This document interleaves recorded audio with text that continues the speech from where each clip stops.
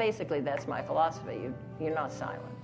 And that you make sure that you use your voice every place that it counts, and even when it doesn't count, because you're not always sure when it counts. Now, let me just tell you how I use my voice. I have been on 4 corporate boards, one I quit. Wherever you are, it's the same rule. You don't start by talking about nursing. You open your mouth about other things so they think you're very intelligent, and their ears start opening. And then you pounce in with nursing when they already have their ears open. Going to meetings, there's a whole leadership thing about that. I have come to believe that you have to understand that you're a stealth bomb. And if they pay no attention to you at the beginning, showing up is a very key leadership strategy. Because after a while, they forget they didn't invite you in the first place. Doors are open. So here's the question. Can we walk through them? We pounded on them long enough, but can we walk through them? Will we walk through them? And when we walk through them, do we have something to say?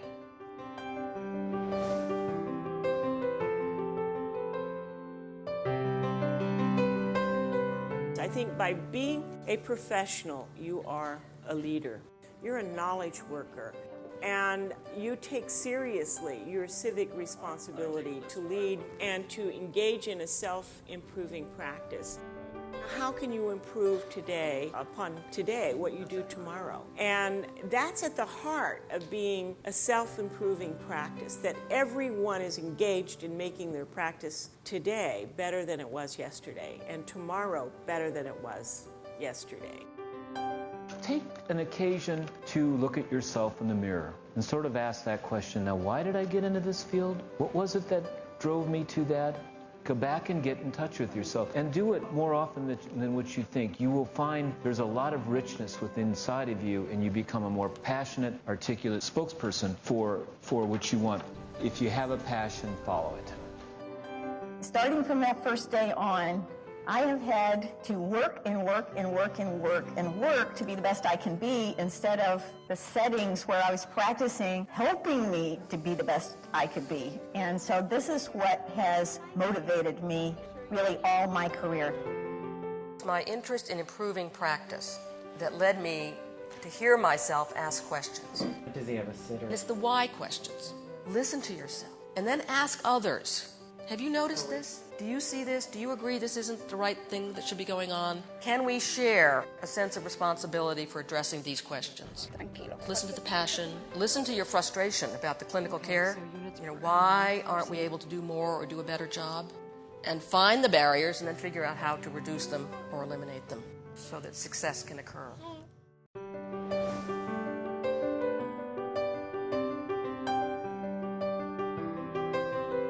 Leadership is simply a function of standing up and taking ownership of a decision-making process. And I think we're all given those opportunities in lots of different settings. The leadership need not be the head of some big group. It need only be in a small setting in which you are taking ownership of essentially helping people work through a process. There are different opportunities to participate as both leaders, to understand how decisions get made. It doesn't mean leadership with a capital L necessarily. It's like doing something that makes a difference on your unit, doing something that you speak up on behalf of your patient and families. Persistence and determination are very, very powerful. And speaking of power, power is what you take. It's not the power that anyone gives you. One must really grasp power and work with it and move with it. It becomes part of your professional presence. It becomes part of your self-confidence.